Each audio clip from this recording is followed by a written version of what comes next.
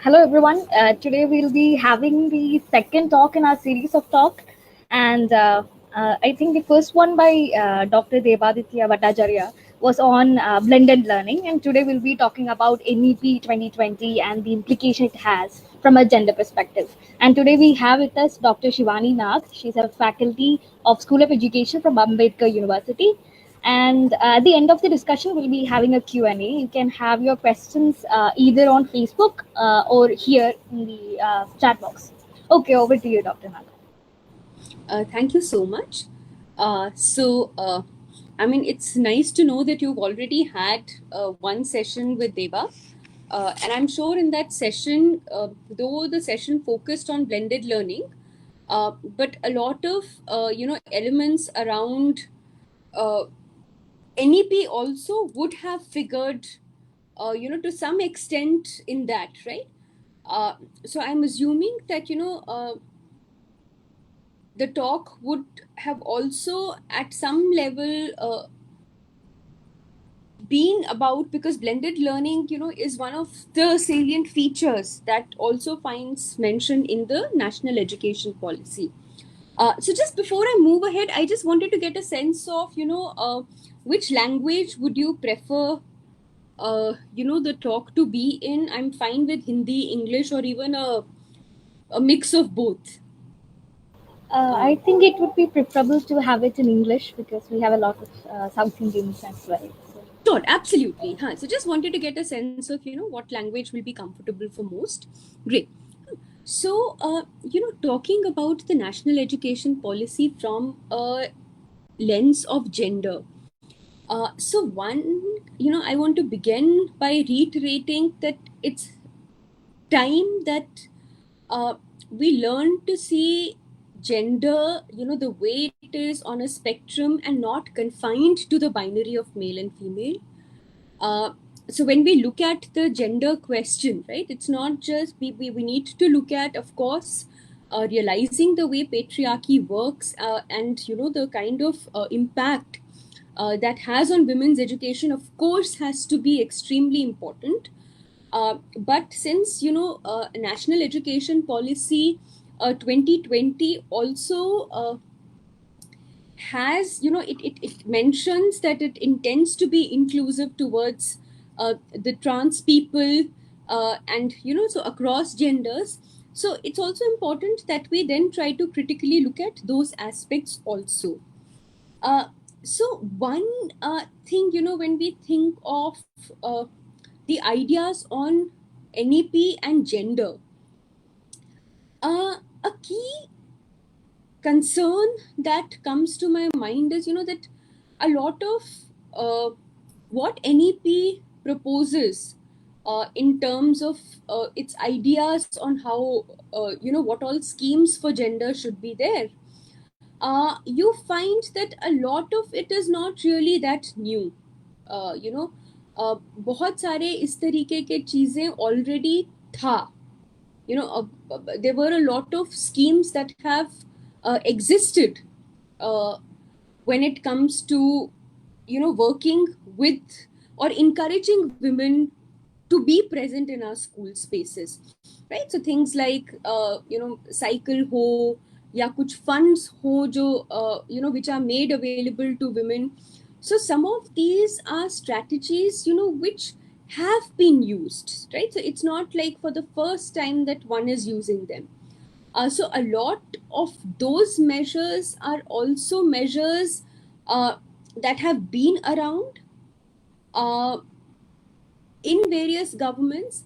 Uh, but when we look at how a policy tries to facilitate something for gender, right? We need to look at not just what it is saying pertaining to gender, but also what does it seem to say, or what does the larger broader things that it says, what kind of impact will that have on gender? Let me give an example. Okay, for example, when the national education policy talks about, say, multiple entries and exits, right? A key feature of NEP has been that they will be, it allows for people to be able to join, leave at any level and then rejoin at every level, at any level. हाँ, तो आप BA 1 साल करके अगर आप छोड़ देंगे तो डिप्लोमा होगा. You can then come back again, you can bank your credits.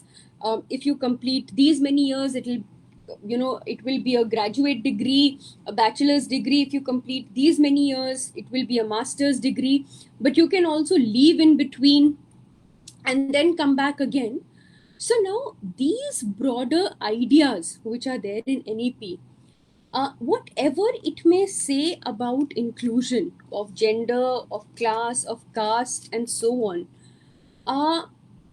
it's important to see, कि जब आप इस तरीके के कुछ भी ideas propose करते हैं, when you propose these kind of ideas, what is the likely impact it can have on the groups or the sections that you're trying to include. So for instance, who are the people who are like to leave a graduation course or a master's course just 1 year after joining? Are these going to be, students coming from the more privileged sections of our society? Are these going to be, male students coming from the privileged section of the society? Who is it, who are the people, right, who even in normal course of our educational progress find it very hard to continue?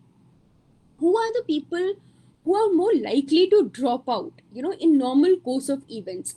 So, if you look at how education is, how the structures of education are, how the structure of the society is in terms of uh, socioeconomic status and so on, you'll find that, in so many villages across the country, by the time, girls reach grade 10, 11, 12, there is one set of pressure due to which they have to start dropping out, right?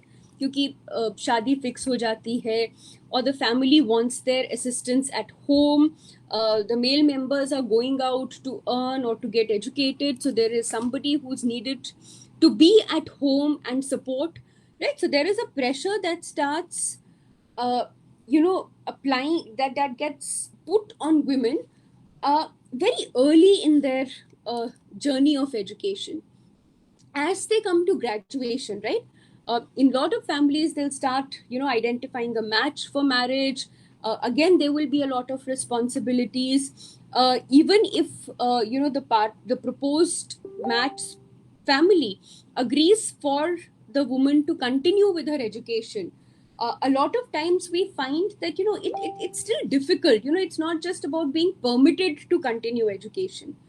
You're still expected to prioritize your home responsibilities vis-a-vis your education, right? So if you get married while pursuing your graduation or your masters, even if the family says, okay, we won't push you to quit, the expectation would be that you're not going to prioritize a class assignment over contributing to the family, say in preparation of an upcoming marriage in the family, right? You will be required to prioritize the works of the family. So usually, we see in universities, colleges, schools, that even in normal course of progress, you find that women, and especially women coming from disadvantaged sections, are the first to begin dropping out. For instance, if I give you an example from my own field, which is psychology, you find, so many, you find, in Delhi, for instance, psychology is offered only in girls' colleges. There are no co-ed colleges in University of Delhi that offer psychology, barring one. There is only one co-ed college in Delhi, Zakir Hussain College, that offers psychology. Otherwise, psychology is offered only in girls' colleges. So in graduation and in masters, right, they were largely, in graduation, there were only girls in my class. In masters, they were predominantly girls, because only when you have just one college that is offering psychology to the male population, and others, rest all the colleges which are there that offer this subject are girls colleges, you can imagine that where the students of masters will come from, right? And yet, the moment you join research institutes, you suddenly see that the gender dynamics have completely changed. They've from 100% to 90 to 10%, they've suddenly become like 50 40 40 50. And when you start looking at how many people are able to complete those research degrees, then you find that, despite this discipline being seen as a women's discipline, I mean, it's not that I agree with the term that it's a women's discipline, but I'm just talking in terms of perception. It is seen as that. And yet, there is such a massive dropout, so much so that when you see the higher trajectory positions in this discipline, you find largely men. So we know that women are anyways forced to drop out, right?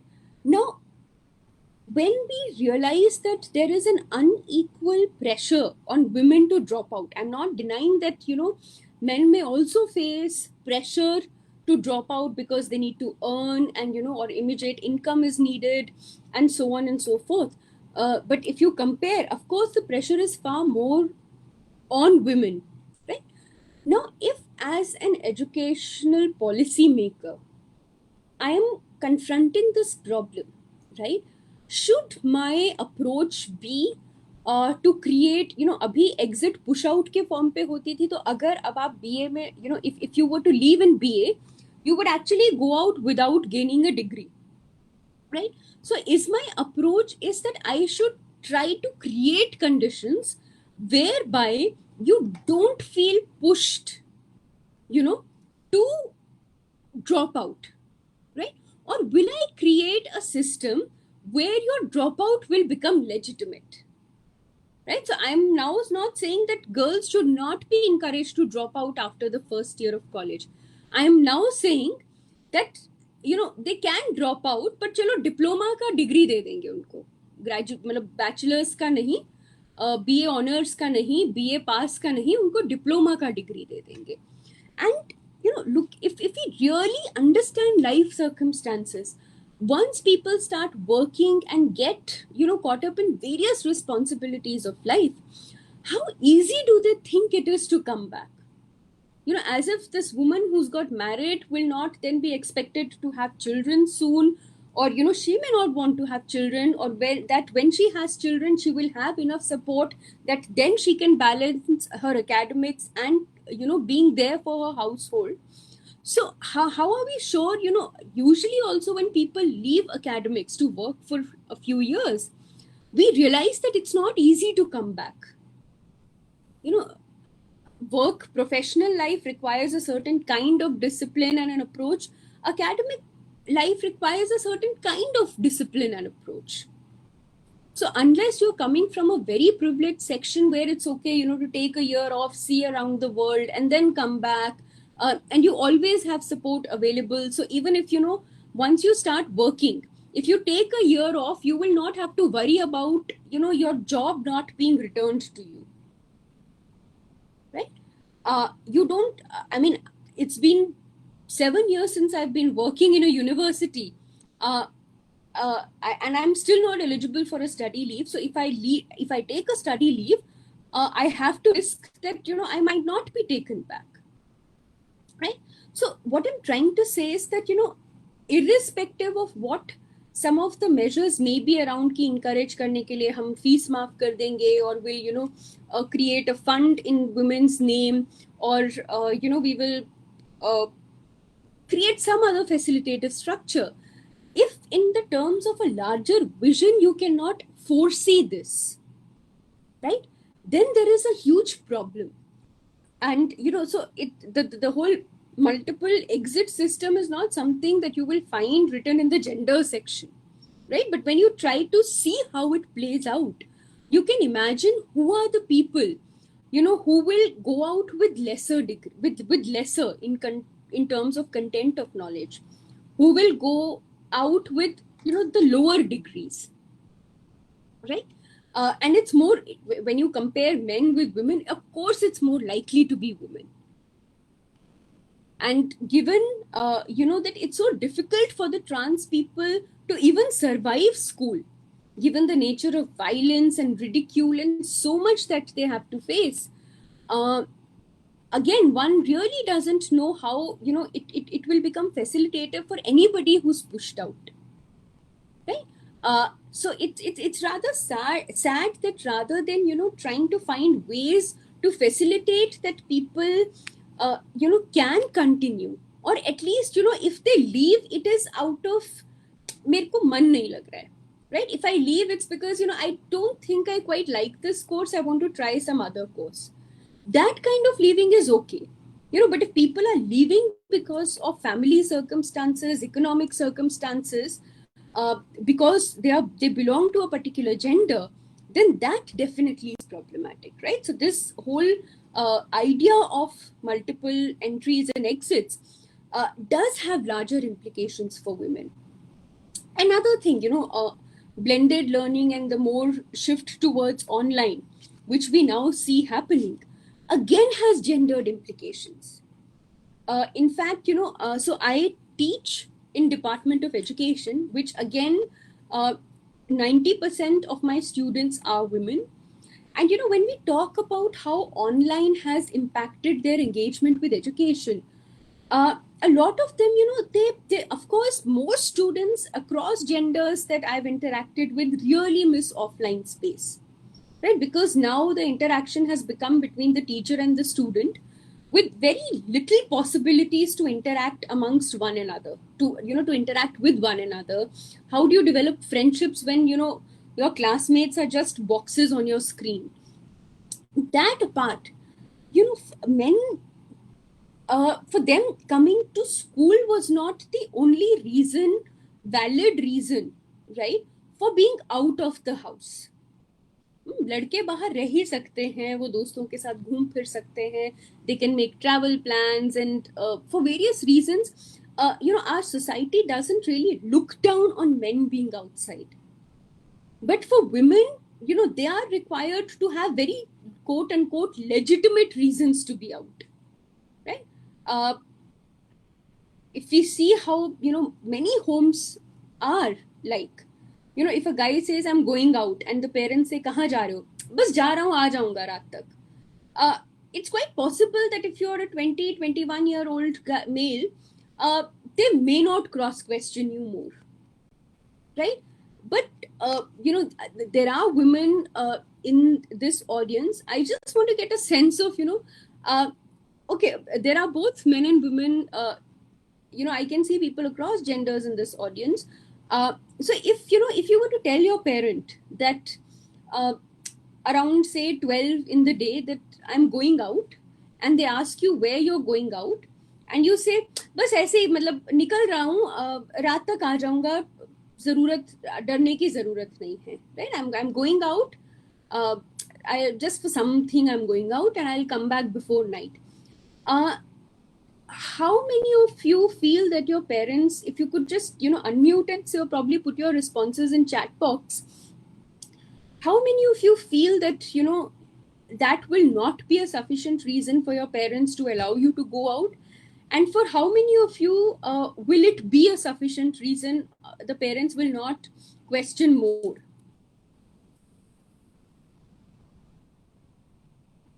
Can I get a quick response, maybe on a chat box, that will your parents be okay with it, or will they not be okay with it? Yeah, I'm home, but it's quite sacrilege. But at the same time, they won't let me out if the reason is not sufficient enough. There is no question. If you just say कि ऐसे ही जा रही हूँ, रात तक आ जाऊंगी, they're not likely to permit you. No. Okay. Anyone else? Any girl here who says, who feels that I mean, it really wouldn't be a problem. A reason is not what they look at. If you're just informing I'm going out, that is sufficient.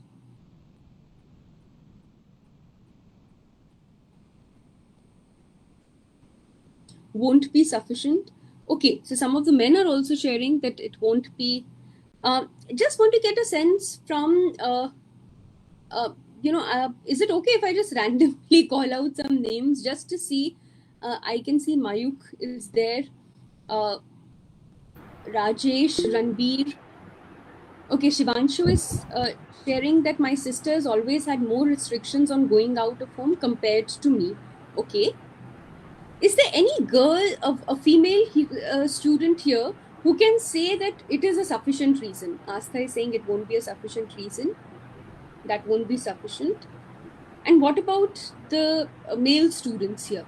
I know one has said that it won't be okay. Will it not be okay for all of you or just for a few? For me, it will be okay. Okay. So one is saying that it'll be okay.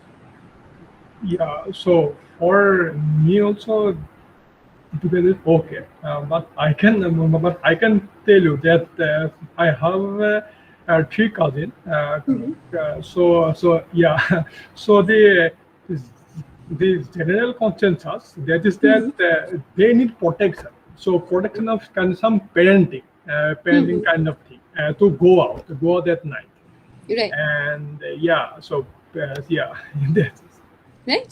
So I mean, you can see that, of course, there are exceptions, right? But if you see the pattern, I'm yet to hear a single woman student say that the parents will be okay, right? So, when you want to go out, going to university, going to a college space, right, becomes a legitimate reason for you to be out, right? And that going out is important, for your growth as a person, for you to know what it means to be out there in the world. You get exposed to a lot more ideas, and it's when you meet people outside, it's when you meet people from across cultures, across contexts, across different kind of barriers, that one begins to look at the inequality that exists in the society, that one begins to challenge the unequal structures, right? And you're able to reflect on things like, what patriarchy is, what, what role the caste plays in keeping groups privileged and, disadvantaged. So imagine if for you education was just something about engaging with the text and one person on the screen. Right? A lot of what we are, a lot of, if I were to look at my own university experiences, be it during BA, MA, MPhil, or PhD, uh, a lot of learning was not just about what the teacher told me. Right? Of course, I've had some great teachers and it was a wonderful experience to be taught by them. But if I look at my learning and how I have shaped as a person, a far greater role has been played by my interaction with my classmates, by the different discussions you would have at dhabas and canteens. To be able to come together and organize sessions like these where you're getting exposed to different kind of views. So there is much more that is required. And now, with this shift to online, uh, in between, we had a little period in March when things began to get better, and since students wanted to come to campus, so we decided that at least students who want uh, can come to the campus and attend classes offline, and for others we'll have the Google Meet and everything also on. And it was strange, a lot of women students shared that, if the online option exists, right, even if there is no fear of them getting COVID, their parents are more like, अगर घर में बैठ के पढ़ सकते हो तो बाहर क्यों जाओगे, right? For male students it wasn't such a big problem negotiating with parents to go out, but with a lot of female students, they felt that now their parents were like, and it suits, it suits the protection of family, isn't it? कि मतलब पहले जब college जाती थी, when she was going to the university, you she really couldn't help around in the kitchen and with other work. But now that it's possible for her to attend classes from home, why go out at all? She can just attend the class and then do other work that is around, right? So just think of, with blended learning and with online learning, there is a lot that we imagine, that is problematic, right? But just look at this aspect of it. That's the moment you think of online, right? You think of shifting learning to an online platform. it's a absolutely, the parents have now got an absolute legitimate reason to not let the daughters out and say, if you can do it sitting at home, why should you go out? Anyway, the world outside corrupts you. Yeah. Yes, Ranbir? Sorry to interrupt, but yeah, see, the one thing is that as you said, the NEP actually talked about something, some infrastructures. Infrastructures means you should have a phone, a online connection to learn about the to go to the education. Okay, this is first. Second is that from my so I know a friend of mine. She's also from Assam. She's by the way upper caste and upper class. Okay, but doing the studies online. So online means from her home. This is a very different environment. Means once the home environment, the environment that one faces in the home, this is totally different from the educational environment. Educational environment means by default, our parents and other people think that the women have some duty for their household.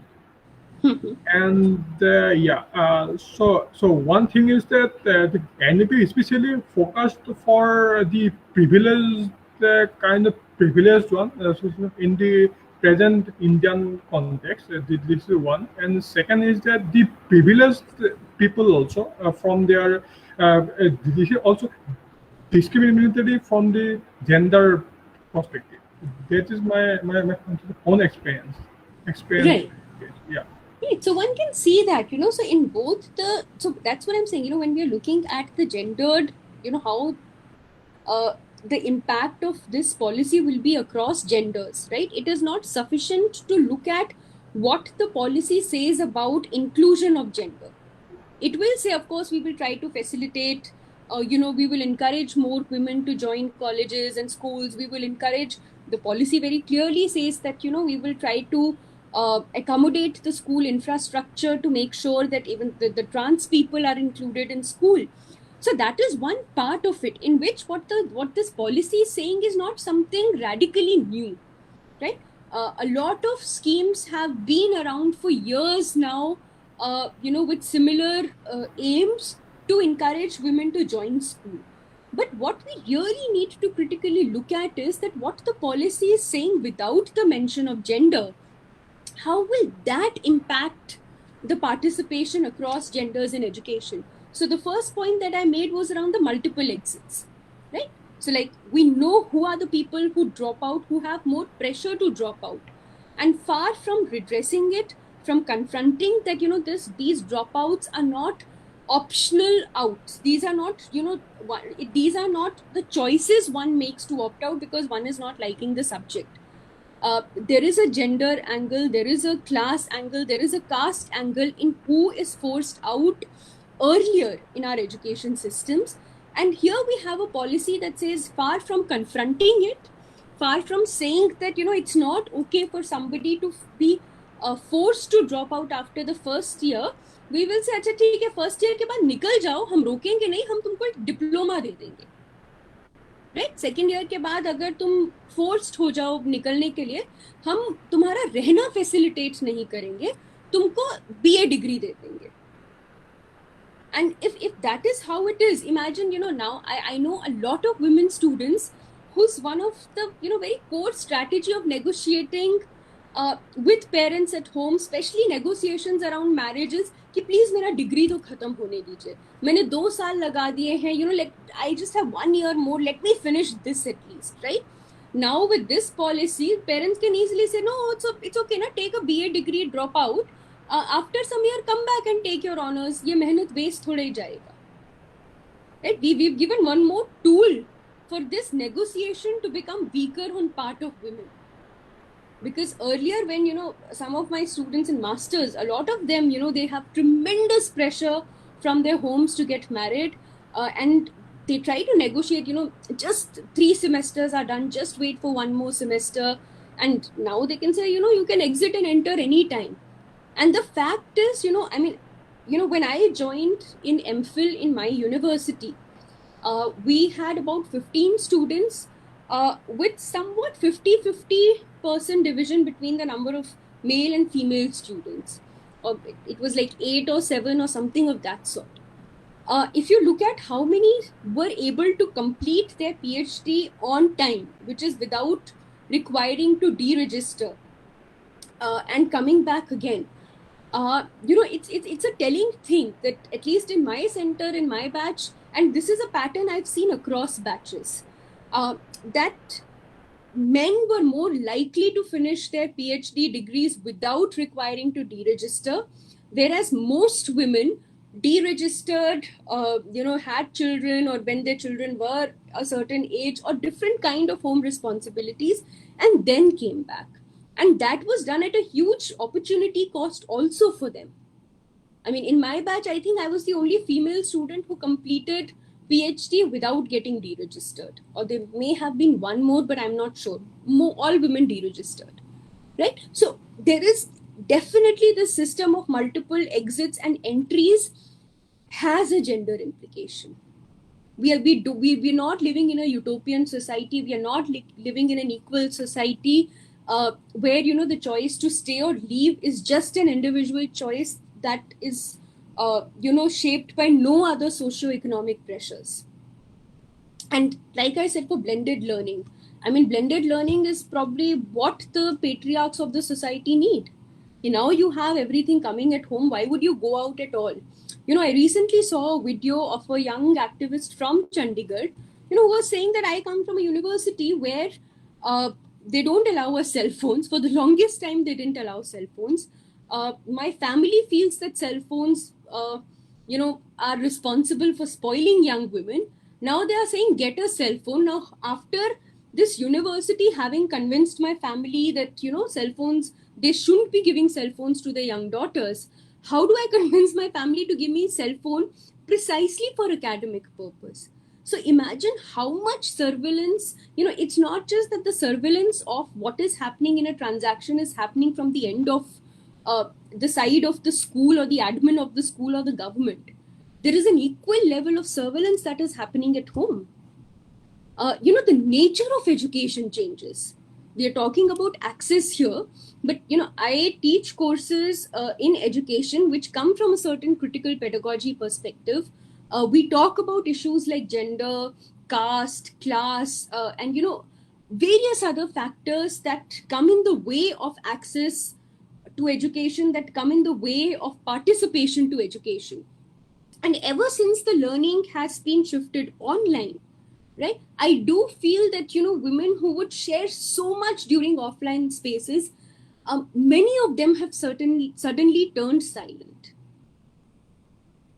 I am more careful in what I say, not careful in terms of incorrect information, correct information. And it's not like I'm doing some kind of a thought control or some kind of a cult brainwashing in the classroom. But imagine you're teaching a course on feminist pedagogy. You are talking about unequal structures at home, and suppose there is a female student who doesn't have headphone at that particular time. How comfortable or uncomfortable does she feel engaging in this discourse, living at the home space which forms the site of her oppression, right? So this when we look at NEP, when we look at especially this focus on online and blended, it definitely has a gendered impact that goes beyond the question of access. Of course, the question of access is of utmost importance, but it also changes the nature of then what education comes to mean, right? I don't think if I hadn't gone to the university that I did, I never thought that freedom of women was even a practical idea. मतलब सुनने में अच्छा लगता है, but हो नहीं सकता है till I got to experience it firsthand, right? And once you get to experience that, once you feel heard, it's difficult to then accept any kind of what can you say, any kind of an unequal treatment, right? Because so that is something else that that is also something we need to look at. Again, when we are talking about gender and NEP, nowhere in this document does this does NEP talk about these sexual harassment or prevention cells in schools and colleges. That's really not the focus. What are the possible reasons which force women to, again, to either not be there in the classroom or be forced out of it? We forget how important a role sexual harassment plays in it, right? And if you don't have mechanisms right from the school level to ensure that there is a gender sensitization, that there is an active prevention, and in case of an actual violation, there is an immediate redressal. Anytime a girl feels threatened, the response of the family is not to really demand justice or to ensure that the perpetrators are not allowed to trouble her anymore. The response of many families actually is by withdrawing the daughter from the school, right? So if a document has to be really serious about inclusion in terms of gender, they have to ensure that there is a sexual harassment prevention cell, strong cells in universities as well as schools, and not just cells. What will be the nature of those cells? Over the years, we've seen how from Vishakha judgment to the current structure of what these committees have, there is a complete what can one say, betrayal of the purpose of that judgment. So from having bodies which would be autonomous, which would not be dictated by the employer or the admin of that particular institution, which will have democratically elected representations from students and other constituents of that institution, we now have moved to times where these bodies have become VC appointed bodies or principal appointed bodies, bodies that then really lack the motivation, they lack the impartiality, and the the what can I say, an engagement with gender justice to be able to function well. In the university that I studied in and that I teach in both of these universities, unfortunately, I've been a witness to how extremely, what can I say, bodies that came out with a lot of involvement, consultations, brainstorming, participation from different constituent members of the institution, bodies which were made in a way that they went over and above the minimum mandate to become more progressive, to expand their definitions of who they see. So if you look at the GS cash that JNU had, or the CPSH that Ambedkar University had, they had bodies that actually also recognize sexual violence on men and trans people, right? Now we've gone back to the the UGC idea and the Prevention of Sexual Harassment at Workplace Act, which only sees women as the victims of sexual harassment, right? So what I'm trying to say is, so if a policy has to be really committed to the idea of inclusion, gender inclusion, then you can't pretend that this policy has no role. You can't not look at how the nature of these bodies is being changed and changed for bad, and you cannot not address the absence of these bodies at the school level, right? We are talking about gender inclusion. What is this government's stance on sex education, on sexuality education, whereby one can understand what gender means, what sex means, what sexuality means? How do we be facilitated to become people who understand and respect people's right over their bodies, their choices, right? We become sensitive to how people identify themselves, with whichever pronoun. Again, so a real intent of a policy comes through when you look at, what is the impact of the broader things that it does and also what it does not say. So some token measures can be there, but the things that are absent or the things that are there, the possible implications that they can have on gender inclusion, that conveys a lot more about, where that policy stands on gender inclusion. So we still don't think this government, whether it is comfortable with this idea of sex education, gender sensitization, gender education, sexuality education at the level of schools and also universities. Right? So yeah, I'll just briefly stop here if there are any questions, if it is coming together for you all. And yeah, I can see Deba. Hi Deba, how are you? Hi, Shivani.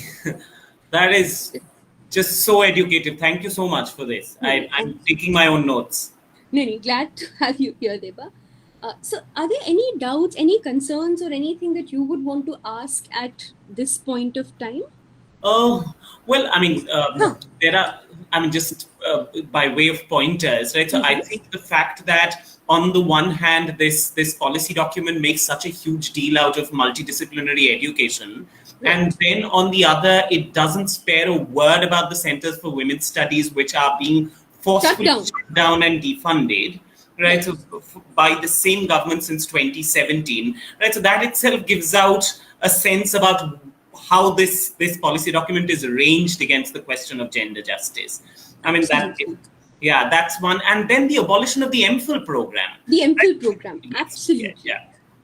So that's. In fact, when we think about the MPhil program, Deba, it really strikes me as odd that is a stage where actually, so you've done a certain minimum education, right? Where it's at the level of research where, it still makes sense to have an optional exit, right? So we have a system of education. So we have, जहाँ पे आपके exit के options नीचे होते हैं, ऊपर जाके withdraw हो जाते हैं, right? So I can withdraw at BA, it's okay. I can withdraw at MA, that's okay. I can withdraw at school, but I shouldn't withdraw there where it actually makes sense.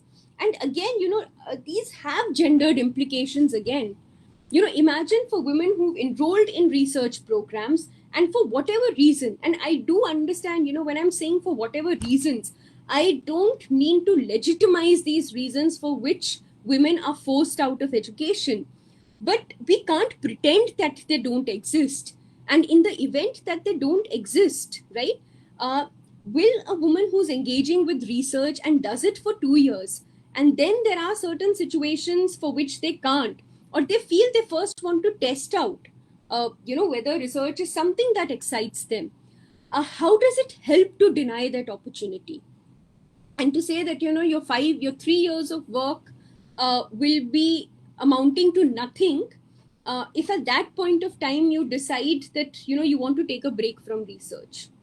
So, these are another thing that I also want to talk about is, because all of these things, see, whatever this policy does, one thing that we really need to recognize is that anything that assumes that everybody is on the same plane, that everybody is on the equal footing, right? Any policy that assumes that in itself is perpetuating inequality, right? So any decision, any point in the policy which is made on that assumption becomes problematic. Now, this policy is hugely focused towards outcomes, learning outcomes, right? So the measure of judging whether a school is good is कि उसके learning outcomes कहाँ हैं. जैसे learning outcomes अपने आप हवा में बन जाते हैं. Why are we, what is the purpose of school? what is the purpose of a college or a university? Can outcome be independent of input? Where are we talking about, strong inputs, strong infrastructural support? Uh, and if we don't talk about that, then how are, so learning outcomes then means if you're coming from a certain privileged caste, class, or gender, the system will see you as a better performer. There will be more chances for you to have better learning outcomes. So ultimately, the responsibility for bettering your learning outcomes is on you. And it's only about the outcomes. There is nothing about the process, right? So if when you push towards outcomes, you're also encouraging a pedagogy where the result is focused more on than the process, than the conceptual understanding of something. And when you don't focus on inputs, again, see who are the people who will get left out when you don't focus on inputs, right? So when it comes to questions of whether the school will have toilets and what kind of toilets will they have, and if you're talking about trans people, are you also talking about gender neutral toilets in the school? I've done my field work in Rajasthan, in Andhra Pradesh, in Odisha, some bit of Jharkhand. And a major challenge that families faced was that till middle school, even the families that wanted to send their daughters to school, till middle school it's fine because the school is near the home, right? Because RT is only for your first 8 to 6, 8 to 14 years. So it's only for that age group that you need to have a school, within a radius of a kilometer or something, whatever it is prescribed in RT. After that, the school can be distant, right? So even, transport, good roads are actually very, very important for a supportive infrastructure for women to be in schools, where they won't have to walk and be exposed to all kind of, violence and a lot more. So is the policy actually talking about those supportive infrastructures, that they will be, the government will be responsible for the transport, there will be better roadways? In Bihar, there have been so many cases of sexual violence in the residential schools that have been made for girls, and especially against girls coming from tribal communities and coming from Dalit families. There have been so many violations. And I've been more alerted to stories that came from Bihar, and I'm sure it's not only the case there. So I'm not like singling out ki wahi pe hota hai. So what is the plan to make these spaces safe, where women can be safe and free, to engage with education? So unless you see something very concrete in terms of these ideas, it's just a lip service. It sounds good. For example, another area of my engagement is language. And before I had seen the final, we'd seen the 490 plus pages draft. But when the 66 page policy came out, a lot of people around me were like, as a language person, for somebody who's concerned with linguistic inclusion, you will absolutely love the language section. It talks about multilingualism, it talks about mother tongue education. And when one started looking at it closely, one realized that, it wasn't what it looked like. There were claims that were not backed. You say mother tongue, and yet, it's made very clear which are the mother tongues that can go forward and which have to be stopped early. There are claims that majority of Indian languages come from a particular, from our originating from Sanskrit, which is incorrect. In fact, the most of Indian languages, or a major part of the family that has most languages to contribute to India is the Tipto-Burmese, are of the Tipto-Burmese origin. Or claims like, if Macaulay said that book of Latin or Roman literature is way more than, is worth more than all the Sanskrit or books combined, then we have a similar claim that this policy makes about that a shelf of Sanskrit literature is better than Latin and Greek literature combined, right? So the idea of, when one pushes for language, the idea is not that one wants to oppose one kind of inequality and then replace it by another inequality, right? So it's not about कि अगर English को वो कम downplay कर रहे हैं, on its own it becomes something great. What are the where is the talk about investing in tribal languages? When it comes to investing, when it comes to funding, the conversation is still around classical languages, right? So a real intent is also visible there, right? So there is one comment here. Recent government study by REG suggests that scholarship program for SC/ST schoolgirls be discarded. Government already cut the funding of the scheme. The fact that NEP has no provisions for preventing this kind of dismissal of social welfare schemes is very problematic. Absolutely, Shivanshu. So a lot of what is being said and what, Devaditya also pointed out, that on one hand, you want to talk about gender inclusion, but on the other hand, centers which have been working on the issues, from where you can find more centers that could have actually been given the task of probably making a working plan, right? A position paper on how gender inclusion can be supported. Those are the places that you've shut down. So where do you expect your ideas to come from? Right? Where is the research that backs your vision? Where is, even in fact, for the blended learning document, I feel it's one of, it's something, it's a prototype of what a document on education should not look like, because it mentions if blended learning is used, learning will be better. Says who? Where is the research that backs it? You have claims after claims after claims, but there is no evidence provided, no proof provided, no citation provided that can back that claim. There was also a claim in blended learning document that says the interaction or the relation between teacher and student improves. How? How does my relationship with my student improves when I'm not seeing them as actual people, but I'm seeing them as, display pictures in little boxes on the screen? So a document that is serious, right, has to have, a certain strong background research. It needs to have strong proofs, and it needs to have a clear roadmap. It needs to be able to examine the implication of each of its action and what it says.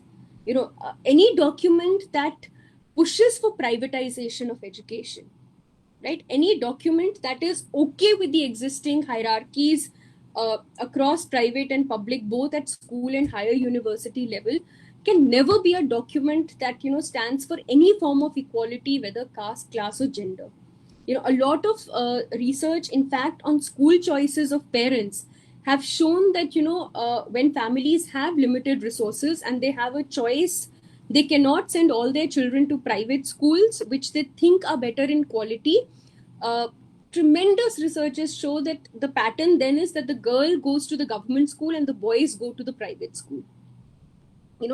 And when you increase the fees and, the private model that you follow in higher university, again, it's research and interaction with parents, where I can say I've heard parents coming from privileged upper class background who would say that they would rather spend 10 lakh on the wedding of their daughter than as donation or the high amount that the institute is charging.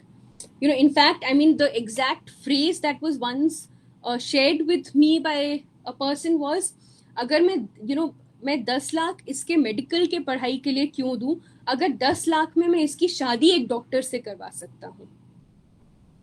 Right? So look at how each of these policies, when you privatize something, when you make education a commodity, when you push for online, when you create options for multiple exits, when you want to, you will say, when you are saying that girls should come and we'll reward them with a cycle or something, and yet not talk about facilitative, supportive infrastructure, right?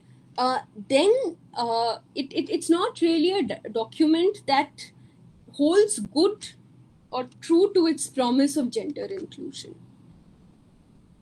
Yes, ma'am. I have a question. Yes, Kala. So you were talking about the incorporation of optional exits, multiple exits, and then the fact that they do not even address sexual harassments, or or other mental health. That mental health is not something that's being addressed in NEP, or even in connection to blended learning, how you get alienated from your Sure. education in general. How much do you think that stems from the fact that these policy documents are prepared from an economic vantage point by completely neglecting the sociological, or the lived experiences of people, and it's essentially reads like something that's written by someone who has never been to in a school setup, because it's not the human aspect of it is totally not in the picture. Right. Kala, in fact, I would probably, of course, the economic agenda of this policy is very, very clear. But, when it comes to the sociological, I think they know what they are doing, right? They know very well what they are doing. In last few years, if we see the kind of attacks certain universities have faced, if we see what are the movements, what are the student struggles that have uh, frustrated those in the power the most, right? Those have been struggles of assertion by students coming from oppressed castes, class, and gender. Be it the movements that one saw at Banaras Hindu University by women, the Pinjra Tod movement, and a lot of these, right? So there is, also a need, there is an agenda of realizing that, education has a critical potential. Not all education is critical. Not all education is meant for liberating people. In fact, education has been used as a tool to keep people under, under control, under subjugation. But in past few years, due to a large part of it was also due to the affirmative policies, that the constitution mandates, because of which we saw a significant change in the composition of public universities. From if you look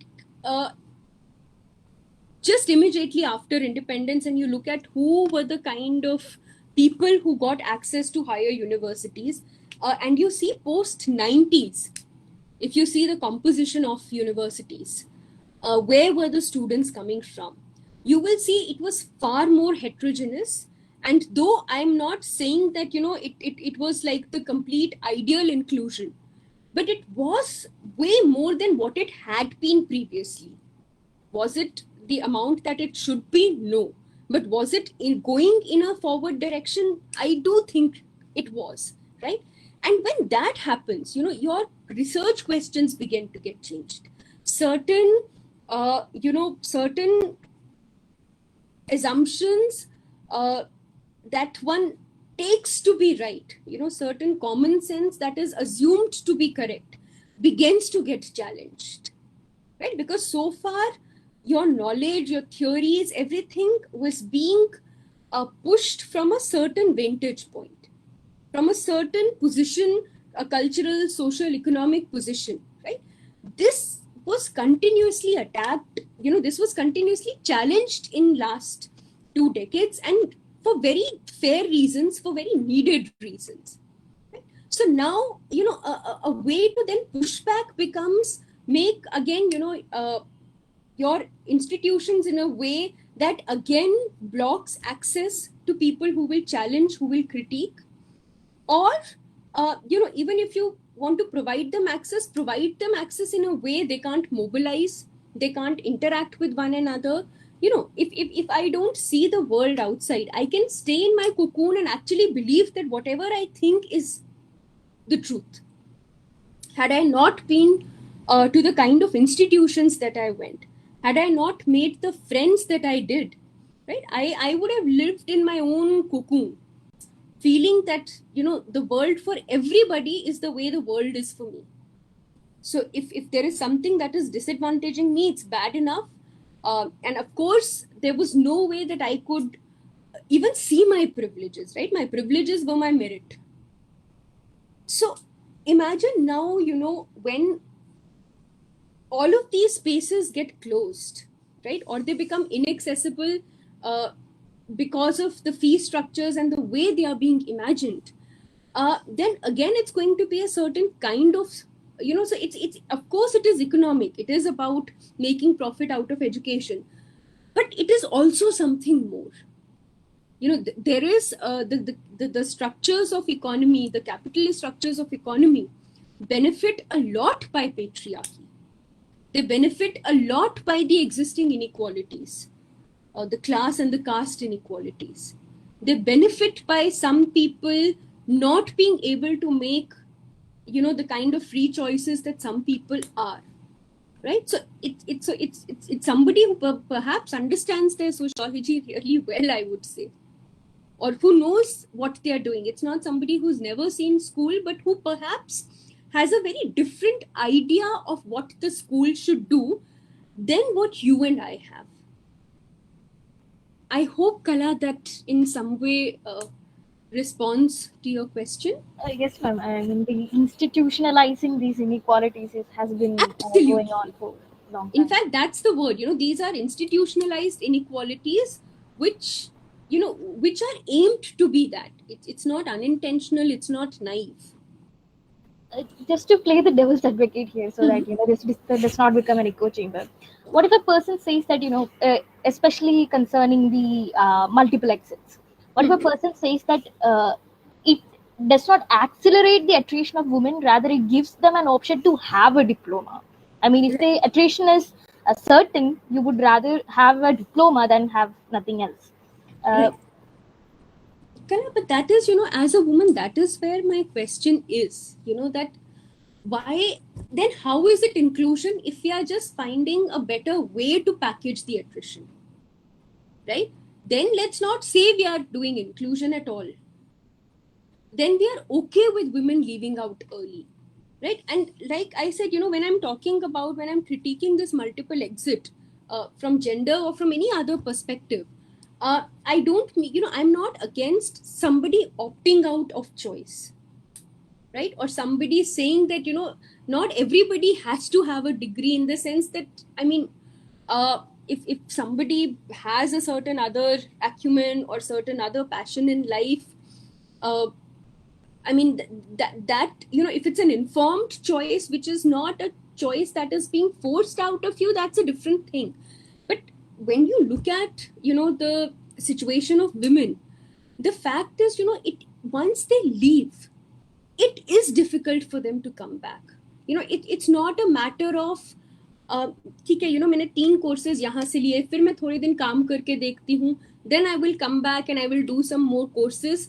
It's not working that way. They are not leaving because, okay, they've learned this much, now they want to test this much and see whether it works for them and whether they would want to continue. See, exits, we all, or at least many of us would have made informed exits in life from education. Like after my master's was over, I don't think I was prepared for an MPhil, for a research degree. My discipline was psychology, but the questions that I was interested in were largely from the domain of education, and I wasn't sure, whether I should apply for a research degree in a psychology department or an education department. I needed time to figure out. I finished my master's, and then for a year and a half, I did not apply anywhere. I wanted to explore both of these fields. I worked as a teacher in a school in Delhi. I also worked as a psychologist with a child adolescent guiding institute. So I was also working with children in a psychological kind of a test setting. And after a year and a half, I felt that, okay, now I'm clearer about where my questions are, right? So, but that break was in the, contributed to me saying, okay, I've learned this much, now let me see what sense I'm making of it in the field, right? What is coming together for me? And it wasn't a stop because my parents said, Abhi aapko thode, we can't afford your PhD anymore. So you have to earn for yourself and be able to support your own PhD. Right? It wasn't coming from that point that, if I had not worked for 2 years in between, my PhD or, the funds for my PhD would not have been supported. And I also did my PhD MPhil in an institute where much funds were not required. Right? I didn't draw, I didn't stop working. I didn't stop studying after masters because my family or a partner's family or somebody else forced me that, something else should be my priority right now. And I'm not even saying something else cannot be your priority. All I'm trying to say is, there's a difference between me choosing it to be my priority and somebody else deciding it for me. And in case of women, we know that a lot of dropouts that happen are not by choice. And once those dropouts happen, it is difficult to come back. Or I think I shared this example. No, I mean, there are a lot of women who, when their parents push them to marry, the families that they are getting married into do promise that, they will not be asked to leave their studies. And yet, and nobody asked them to leave their studies. But, I've done interviews with many such women and the response was, they never said, don't do it. But it's that if, agar main research kar rahi hu ya masters, it's a specialization degree. I mean, when I was a master's student, I really didn't have much time to socialize and visit my relatives. They were real tough papers that one had to negotiate. Right? It wasn't like school kiya, paya, aapne homework kiya aur ho gaya. You're also looking at higher education as a kind of a specialization, right? And they said that, the families were okay. But the thing is that this is something that you can also do, you have permission for, as long as your other responsibilities do not suffer.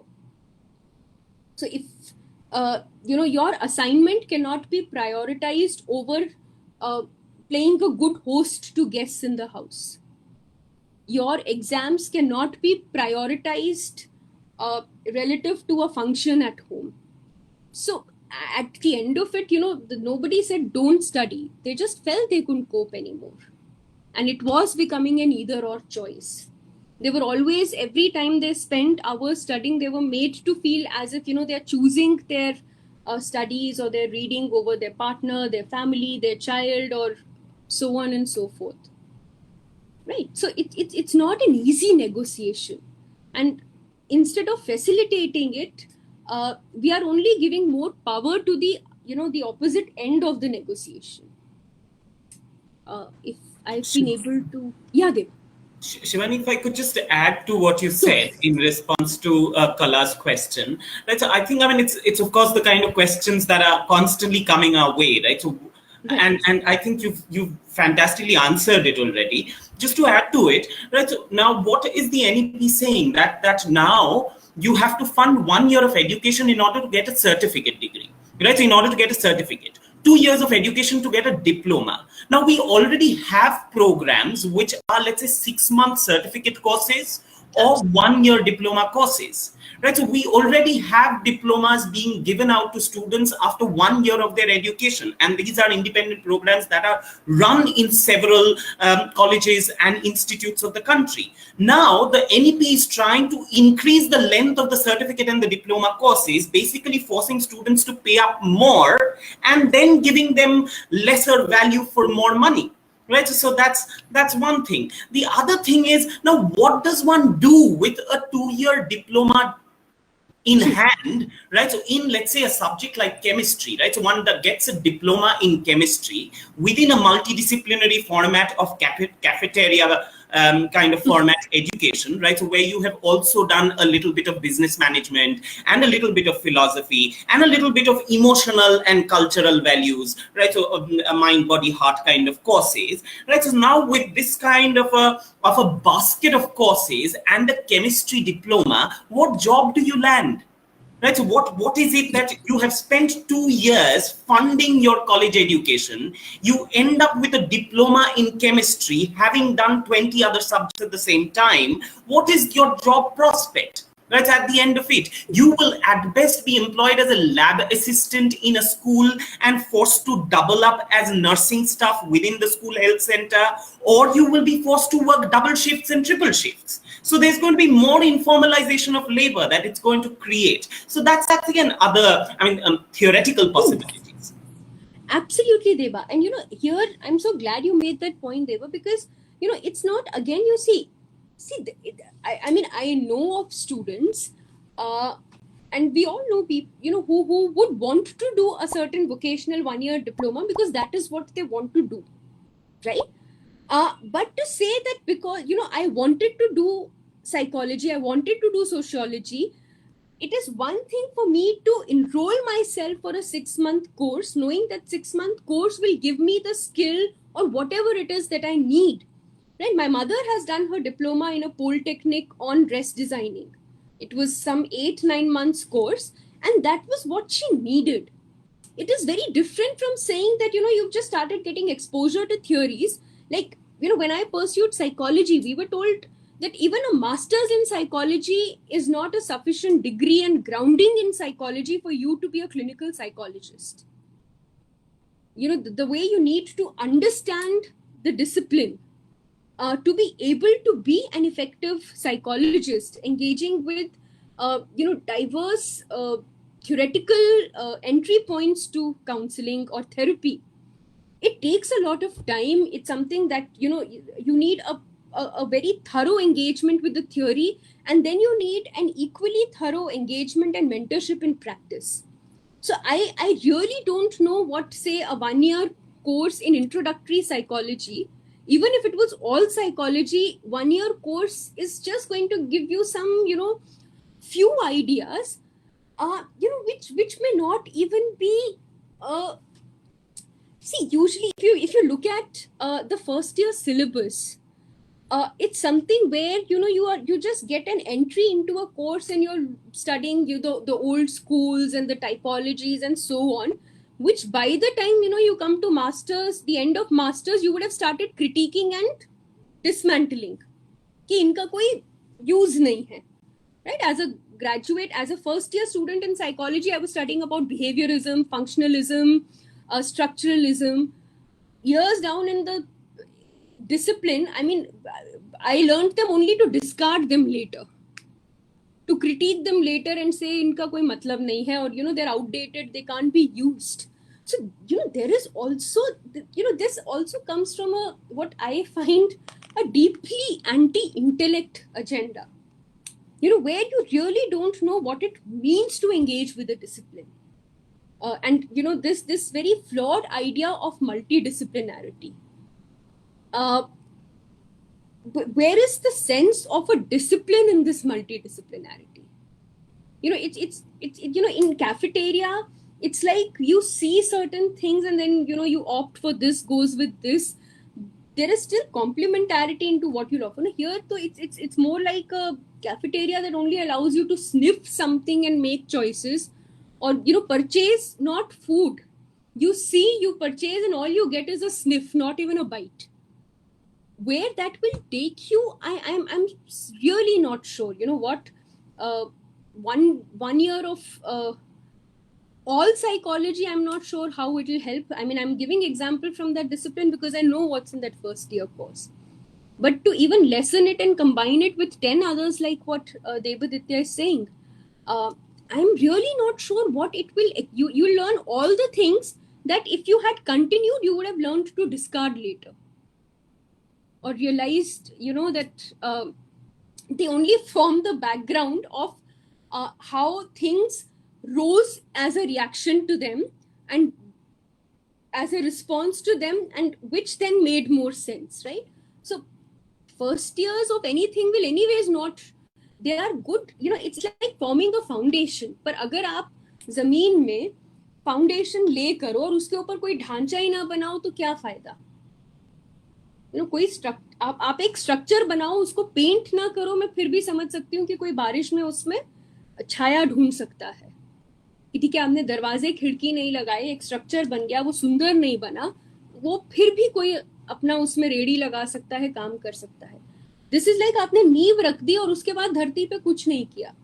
it's useless. People can come grow garden on it, or it can just be a pavement. Nobody will even know for what purpose it was there, right? So one also needs to think, what is it that you're trying to do?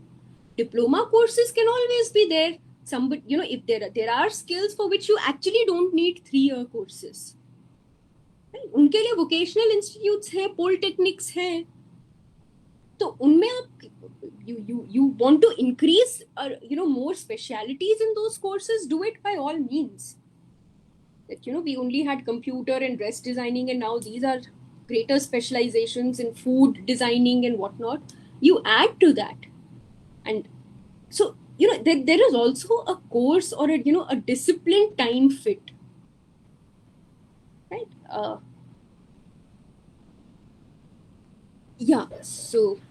So they have essentially they have not addressed the problem, they have repackaged it to make it less conspicuous, which is quite astute in that sense. But then I would say that in contrast to it, I have been working with KSCST, which is an organization under the Ministry of Science and Technology in Kerala. So one of the programs under its Women Scientist Division is Back to Lab, which essentially makes it easier for women scholars to get back to research after a prolonged gap due to maternity mostly or marriage. And they have done a very good job at that. But at the same time, what becomes quite apparent is that these affirmative actions can never make themselves obsolete, because they are not addressing the societal issues that leads to these attrition. Do you see these policies ever being so holistic in a way that they start to address the root cause and not just the symptoms of the problem? See, Kala, I think my response to it would be, if you're asking me, can policies do that? I think policies can do that if they have the intention to do that. I mean, if that is what they aim at, right? We have models in front of us. I mean, in India and abroad, we've, for example, just an example of how, in the initial first 2 phases, Kerala dealt with the pandemic. Right? It's not like it's getting some extra funding from somewhere else in the world. You have, good models of education, of public education in Sweden, in Germany, in many countries. It's about whether you think that is important. See, if I've already imagined education as a commodity, if I've already committed to WTO and others that, I'm okay with trying to create a level playing field, then, I can make my policies sound a particular way. But I also know that's not the agenda of the policy. So my take on sometimes policies is, a lot of people feel that policies are good and it's the implementation where the problem happens. I strongly feel that if a policy really aims towards what it lays out its objectives as, then I'm not saying it's going to be easy, but then they will have roadmaps. They will think through how to make that happen. It may not be a process of 1 day or 1 year or 5 years. It takes time to build those structures, right? But here my concern is that, it can happen. The point is, whether is that the intention of making it happen that the policy was made with. Deva, if you would want to, add to it or... Yeah, thank you. You already answered it, but just to again, I'm sorry, right? But I think, that's a very deep question, and this is a question that has always been raised about the primary intention of a policy, right? So whether the ethical is really the space of policy thinking. Now, as Shivani already pointed out, it depends on which kind of questions a policy is coming out of, right? Or which kinds of questions is a policy framework or a policy document asking? And here I would return to a question that I had asked in the previous session with these students, right? Which is whether or not a policy document is actually asking a very significant question, which in Latin terms is called cui bono, which means for whom. right? So we have to understand that this is public policy making. So if we do not have a clear vision of the public that one is working for, of the differential gradings within these publics, of the differential histories of these publics, right? So as long as one does not imagine the public in its history and in its historical differences, policy is always going to remain within the domain of statistical, numerological thinking, and never quite an imagination that is geared towards justice, right? So I mean, to again, because I think there's a lot of philosophical fodder in this question, right? So it is just as Derrida would say, right? So in a way, right? So it is just that there be law, but law is not justice, right? So it is wonderful to have a law, right? So, but law in itself does not ensure justice, and who knows it better than us in our own times, right? So it is just that there be policy, but policy necessarily does not address the inequities that it talks about. Yeah, I mean, what? I don't know whether that also adds to the answer that Shivani.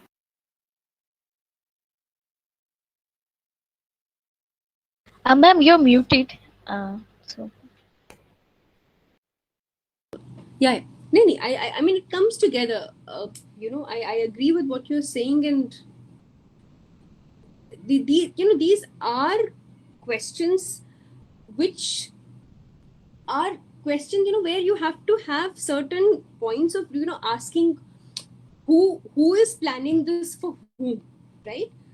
This is something, it may or may not be an apt analogy, but when we, in education, when we look at things like material development or textbook development, the idea, the first thing I would tell a student would be, or if I'm thinking of preparing some material or play or something for a child, I first have to be able to imagine that child whom I'm preparing it for, and imagine the child not just in form of the age. What is the gender of that child? Where is that child coming from? Where is the child located? If unless I'm able to imagine this complete visual that includes geographical, contextual, socioeconomic, linguistic, all information, I really won't know how to develop the material. What will be the example if I'm just probably writing or creating a textbook for introducing numbers or alphabets, right? Should I write A for apple or should I put A for arm? I've been to, it was strange for me when I was working with the Saura community in Odisha with their multilingual education program. And, there were textbooks that would say A for apple. And here are children, apple is not a fruit that grows in Odisha. Nobody imports costly apples to a largely tribal dominated district. So they don't see apples around them. Right? So what does it mean, and who's prepared this textbook for a child living in Gajapati district in Odisha that says A for apple or Y for yak? They've not seen a yak. They don't know what a yak is, right? So if you don't know whom you're making it for, you have to be able to visualize them, to also be able to see their challenges. When we talk about gender, the fact is a lot of time, it's men's understanding of what women may need according to them. I remember a very, very, when we would, this is something, I've not heard many men face it, but in my own field work and while engaging with, some women who are into journalism, a very, very key experience of my field work. My doctoral dissertation was on multilingual education. And I was working in some of the tribal districts in Odisha and Andhra. And I would stay there for months. And I would have to travel to school every day, schools which were very remotely located. And, when I would come back with very dry skin falling out, and just completely disfigured kind of a face, because I wouldn't drink water for a month. Drink water for a month means I would have a sip of water or a few sips of water in the morning. And then when I would come back from the school in the evening, then I would have water. But say from 8 a.m. till about 5, I wasn't drinking water. I would just have a little sip if I felt thirsty, because many of the schools didn't have proper toilets. There were no toilets on the way, and one had to, I had to walk to those schools which were 5, 6, 7 kilometers away. Right? So there was so much of strategizing that I had to do around water, which is, something that some of my journalist female friends have shared when they're doing stories in certain kind of contexts, that they come back extremely dehydrated, with very, very bad skin, with dry hair, falling hair. And this is not something, that many men perhaps would have experienced to this extent, that you negotiate how to drink water and when to drink water. So why I'm sharing this example is, so if you're thinking of a school and you're not imagining who is in the school, right? What will that person in the school need? Then you're bound to go wrong. And, even with universities, as female teachers, we've had to fight so much with the administration that we don't want, the Western style toilets in our universities, because one toilet is used by hundreds of women, and it's not the most hygienic or safe space for women. And it's just so difficult to get it across. All I'm trying to say here is that, when you read the policy, it becomes very clear in the absences and the implications that who is sought to benefit from it, right? And who cannot benefit from it. So who is imagined to benefit from it? Who is being imagined, whose name might be there, but the idea is, okay, provide them only this selective access and not any far, right? And that will show in the way the issues have been addressed. And here I'm just trying to come back to, gender a little more. That if you have to really see whether a policy that says gender inclusion means it, then it should really be able to, put out what are the real challenges in way of, women accessing education, and then you see whether those have been addressed or not. It's not that women in India don't study because the schools don't give them cycles, right? Or schools don't give them money. But what are the real challenges that they face because of which they are unable to go, and have those challenges been addressed? Right? If those challenges have not been imagined, been anticipated, spelt out and addressed, then the policy can say whatever. Right? Yeah. So taking clues from Kala's question, one thing is that, so I totally agree with you and Devarit. And so I think some of the points we discussed in our previous session also. And so NEP is both, same as Kala said. NEP is, it has a clear economic idea. And one thing is that, it is also a political document also. Absolutely. Means, same as you said. You can pick up several sentences from it, and and see the timing of throwing the document. And this is first point. And the second thing I want to say that same as you said, that policy is very, very depend upon to whom you are targeting. I think you and Devarit said the same thing. And so now the Indian same says Ambedkar also said this thing when in the first drafting, or in the first drafting committee, that that Indian soil, this is a very undemocratic soil.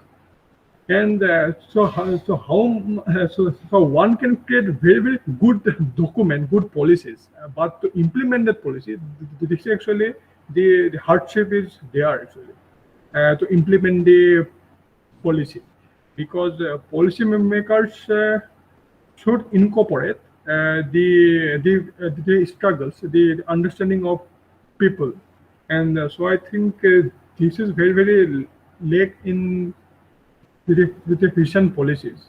Yeah, this is the and yeah. So and other thing is that so you can see have a very simple example. Okay, the problem of the multiple exit. Okay, so in school, the one third of the world's child marriage that happened to the India, and the maximum and so in India, so you can see Uttar Pradesh, Bihar, Bengal, Maharashtra, and Madhya Pradesh that has the maximum child marriage thing. Child marriage means the women who got get married below 18 years of age. So 36 million people from Uttar Pradesh has faced this child marriage. So entry-exit points that actually le- legitimize this problem. To add to what Rinvir has said about building infrastructure, keeping intent in mind. What's the intent in mind? I was actually ironically reminded of Arundhati Roy's Walking with Comrades, where she asks the quote unquote Maoists why the school buildings are built like concrete basins. So essentially, they were built like barracks for shooting purposes and all that. So it's just not that the state is oblivious to the predicament of people, rather they are disinterested in addressing that over the profit and the other interest of the state. It's quite sad. Not school buildings. So it's also how they view the teachers. I mean, they look at school buildings definitely as what they are. So, a tour in the state of Chhattisgarh will show how school buildings are and what the main purpose is. And even the teachers at any point of time, be it election duties, right now what we recently witnessed in Uttar Pradesh, the number of teachers who got affected with COVID, and the number of teachers who died due to COVID uh, through their involvement in the panchayat elections, right? I mean, I'm not saying that anybody else's life should have been then made vulnerable. I mean, the timing and all was atrocious, and of course, nobody should have been made vulnerable to a pandemic like that. But with teachers also, our imagination of education also gets reflected in the fact that we think teachers are somebody whom you can withdraw at any point of time from their teaching activities to do your census, to do your polling duties, to do the vaccination campaigns. I mean, I've had teachers, faculty from my university being occupied last year entire months of February for polling duties. Some who were, pulled out this time for vaccination duties and so on. So one, that means somewhere the imagination is that teaching, learning, the whole process can continue without a teacher. It's a process that can be compromised. It isn't something to be prioritized. And that's an attitude we've had towards health and education for fairly long now, right? And that gets reflected in how we teach the people who are, how we treat the people who are associated with those fields. So we can say whatever we want about how much we revere the teachers and the health workers, right? But we still don't think we should give them the status of regular employees with a monthly salary, job protection, and other benefits that one gets from being in the job. So all of these, that's what the real intent is when one examines this larger picture. So you can clap for them, you can be made to feel whatever about the teachers and the health workers, but what the intent is, how does the powers of the day really see them, uh, will reflect in not what they say about them, but in the actions, right? In what are the provisions that are made for them, what are the ways in which they are facilitated to do their work.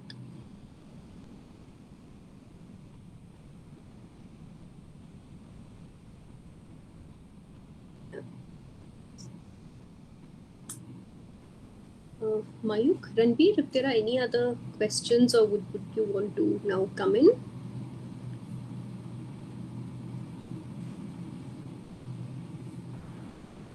Yeah, no, just, just as, so I think your color say the thing that the NEP,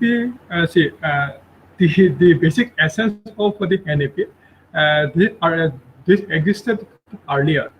Means previously, so you can say that this is a mm, neoliberal policy, and that give us the NEP document.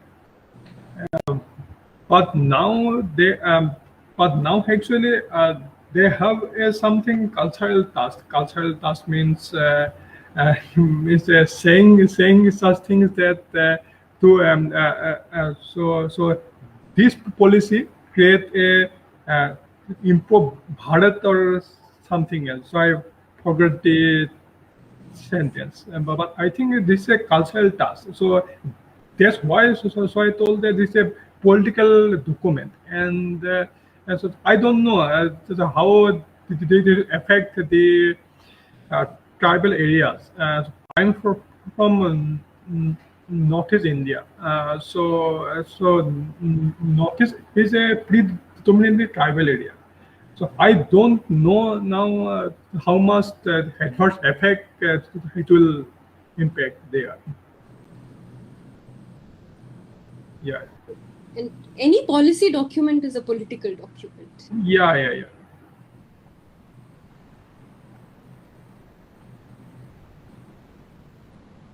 think there is a comment by Shivanshu on the chat box. Would you like to read it out, Shivanshu, or should I? Sure. I think Okay. NEP is made with a view which does not make any attempt to change the present economic social status of society. With multiple exit points, what you'll have is a generation lacking the skills required by job providers. With the current privatization going on, it will become harder to find a job with just 1 year diploma.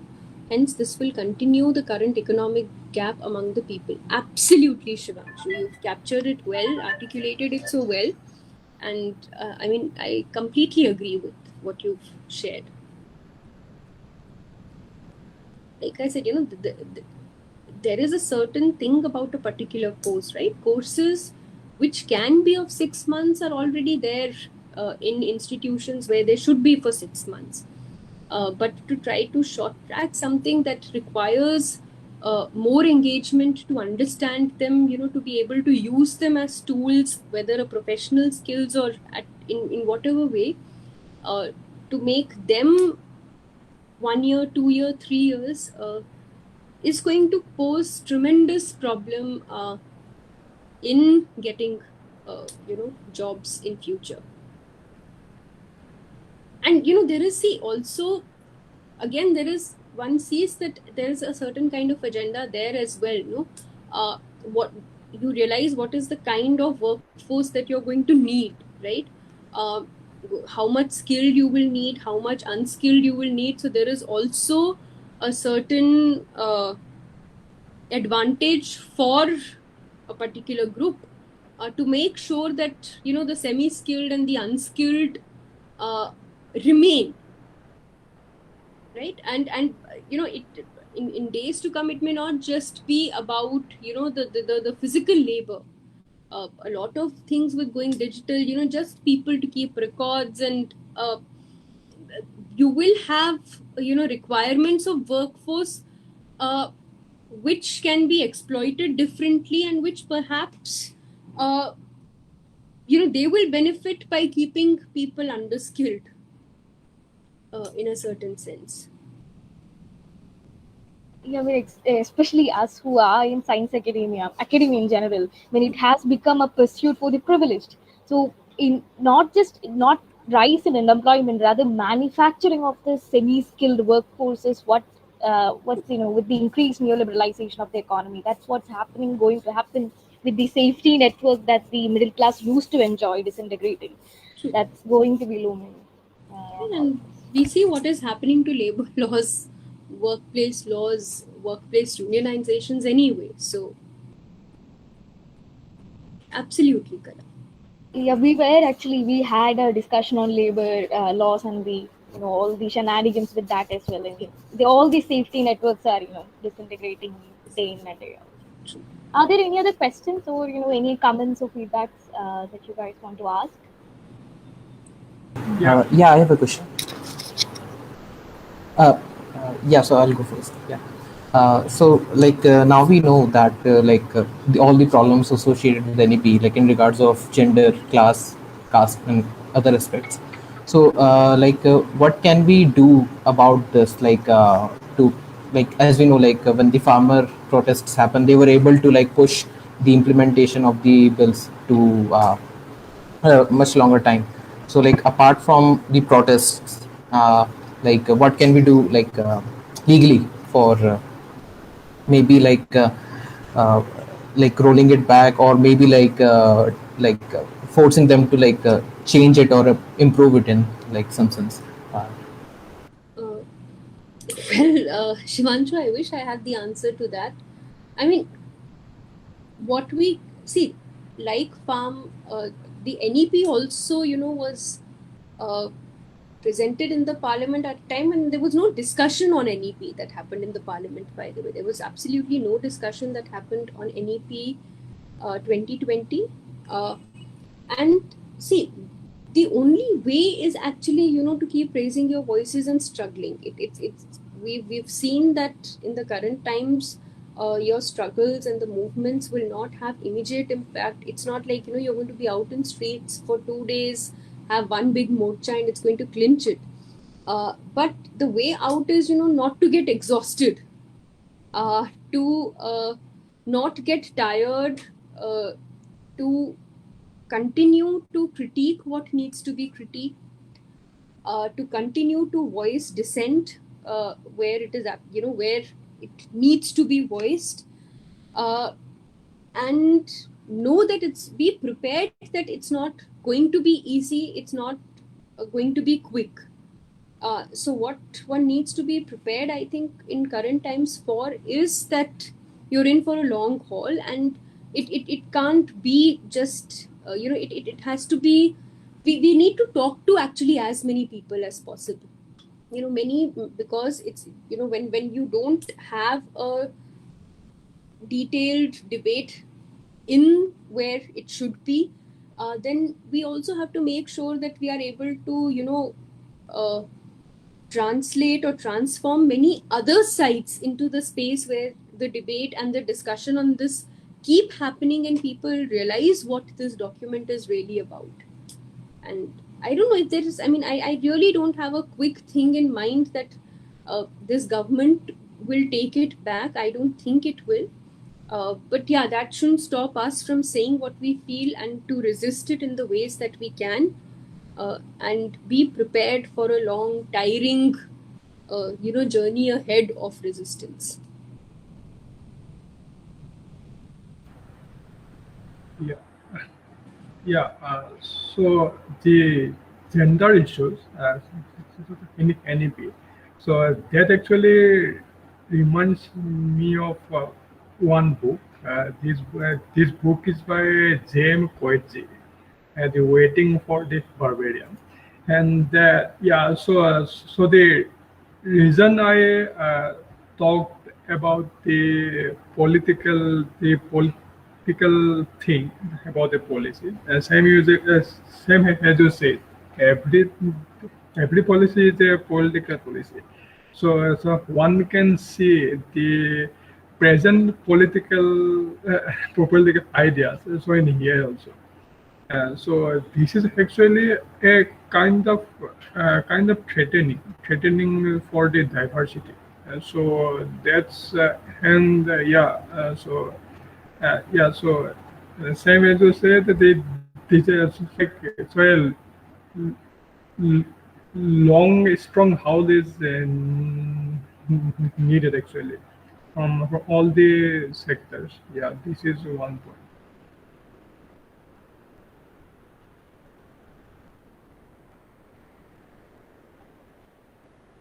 If we don't have any more questions, I guess we can wind up. Are there any questions? I guess there are two more participants.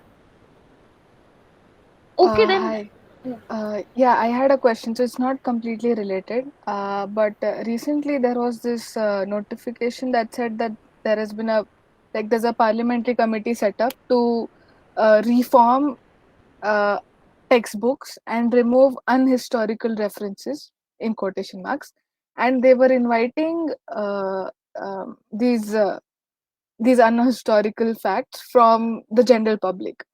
Now, so I mean, I just wanted to get your view on how. So this is being done for history, obviously, and I mean, you see if like they can if I mean you start from one subject and then you want to say there's this other thing which is also not right according to us, and how does it? I mean, how do you think this can be avoided?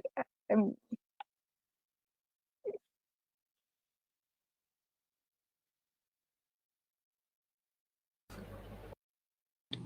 Yeah. Again, see, avoided. It is about resistance, right? You will, and resistance means, of course there has to be a certain organization to it in terms of uh, the teachers perhaps will have to come and say that if this change is not informed by how historical methods in study of history should be, uh, then they will not use these textbooks, or I mean it can't come any other way. You'll just have to think of ways of resistance that kind of push people to think, uh, write about what kind of deletions are happening, what kind of changes are happening. We will need to back it by strong, the only one, I won't say the only thing that gives me hope. There are a lot of things that I am an optimist, otherwise I won't be a teacher, and otherwise I wouldn't really feel that there is anything to critical pedagogy, right?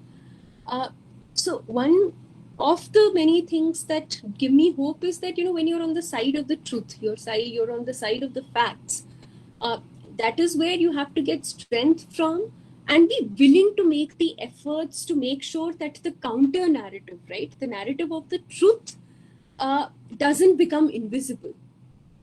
If not through textbooks, then we'll have to make sure that all of us are writing enough to make sure that the uh, the, the counter to which this change is, uh, that remains popular, that remains in public perception, that remains in platforms and spaces to read. So what is sought to be erased, then one has to own the responsibility for making sure that it doesn't get erased. That it doesn't get erased from, it can get erased from one textbook, it just can't get erased from books in general. It shouldn't be erased from public memories, from, we have far more platforms to write on. So then that's a responsibility one has to be willing to take, right? I mean, as a faculty, one of the concerns over the years, one makes certain decisions, that, I mean, if I think something needs to be said immediately, then I'll have to think that, okay, this is something that needs to be popular, that needs to reach many people, and hence a very high-end journal which will give me 100 or whatever API points, but then will keep this whole discourse to just a very select few, is something that, I'm not aspiring for. I would rather get no point and have this be widely read. So I mean, this may not be the only choice. There will be different kind of choices, but then you have to be willing to own the responsibility for bringing the truth out, right? And Deva, if you would also want to share something on how do we resist and fight back. Yeah, I agree with you, Shivani. Right, so in principle, and of course, in every other way, I think it's a many-pronged struggle. And for a party which is trained in parliamentary language, it is easy to have conversations, right? So one can work through parliamentary means, one can work through petitions and other forms of constitutional procedures, right? So, but we are faced with a party that has actually bypassed the parliament and which does not speak the parliamentary language, right? So which speaks the language of naked, brutal power, right? So which speaks the language of authoritarianism. So one has to basically fight the battle on other fronts. And we also know, I mean, let us not also give a clean chit to the other parties which have headed state power, and they have been complicit in this kind of economic policy making, right? So, I mean, the National Knowledge Commission pretty much did the same thing, right? So we have had, sorry, Shivani. No, absolutely. Yeah. So I mean, these are things that have been happening. So National Knowledge Commission, foreign universities, foreign education providers bill, right? So these are all legacies that have also come by virtue of the Congress governments at the center, and of course then we had the erstwhile BJP government, right, colluding with Ambanis and Birlas and coming up with the Ambani-Birla report, right? And then the Model Universities Act. We have had the Doha Agreement around the time of the Vajpayee government. So it's a long history, right? So it's a long history which more or less every party in state power has colluded with. So pretty much, therefore, the onus is on us to fight the battle on the streets, to fight the battle elsewhere, right? So to try and forge these alliances between teachers, students, and citizens, right? And then to go out and reach other people, right? So talk in their language and try and tell them how is the right to education of their children, right? So of the people who are otherwise not concerned with this kind of policy jargon, right? So we have to reach out to them, right? So through perhaps, let's say, booklets that we can write in vernacular languages, through other forms of campaigns that we can do, through mass movements that we can forge between teachers associations and student groups of all kinds. So that's a larger battle, and that's a battle that has to happen through a certain kind of creation of public discourse. And that public discourse is what we sorely need, which I think is increasingly getting lost, right? So there is very little conversation happening on the NEP, right? So 1 year into its existence, right? So there was initially some amount of conversation. Shuru mein, there was this hail NEP kind of narrative that was coming. There was some attempt to counter that narrative, but now it's again lost, right? And that's exactly what the government wants and knows, right? So the dizzying regularity with which the government is bringing its onslaughts means that you will never have a sustained conversation on any one of these attacks. And we have to just ensure that each of these attacks get talked about, right? So gets spoken about. And that discourse creation, that public discourse creation is what we have to manage, right? So in whichever way we can. So I completely agree with Shivani on that.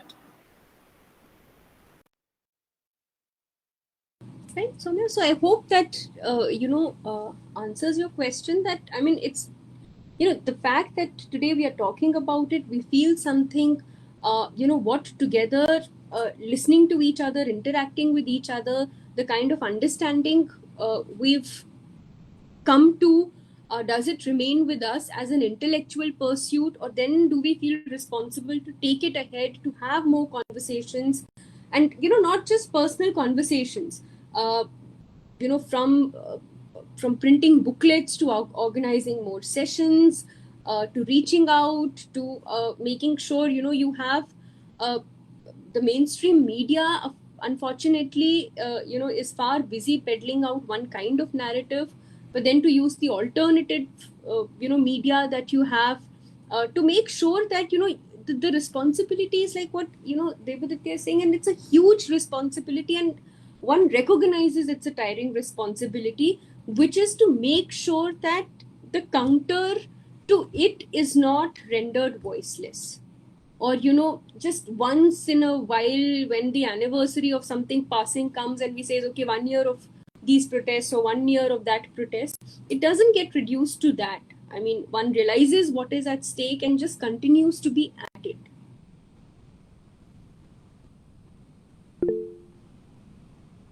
Yeah.